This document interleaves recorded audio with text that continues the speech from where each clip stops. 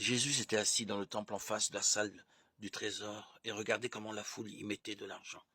Beaucoup de riches y mettaient de grosses sommes. Une pauvre veuve s'avança et mit petites pièces de monnaie.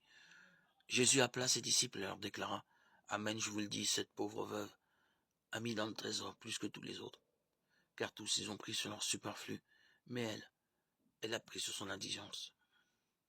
Elle a mis tout ce qu'elle possédait, tout ce qu'elle avait pour vivre. Évangile de Jésus-Christ selon saint Marc 12, 38, 44. La veuve était sans ressources. Ce qui lui restait était épuisé. Elle allait mourir, elle et ses enfants. Elle sortit donc ramasser 2 morceaux de bois pour se faire cuire du pain. Et c'est alors qu'Élie la rencontra.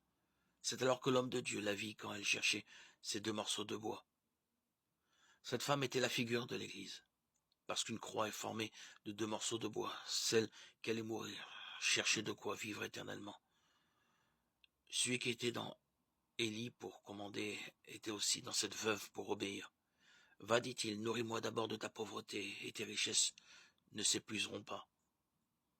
Elle n'a reçu qu'un bien temporel, de la farine qui ne s'est pas épuisée, de l'huile qui n'a pas diminué jusqu'au jour où le Seigneur arrosa la terre de sa pluie. Ce signe, qui lui a été concédé par Dieu pour peu de jours, était donc la figure de la vie future, où notre récompense ne saurait diminuer. Notre farine, ce sera Dieu. Comme la farine de cette femme ne s'est pas épuisée durant ces jours, Dieu ne nous manquera pas durant toute l'éternité. Sème en confiance et ta moisson viendra, sûrement. Elle viendra plus tard, mais quand elle viendra, tu moissonneras sans fin. Semons avec confiance.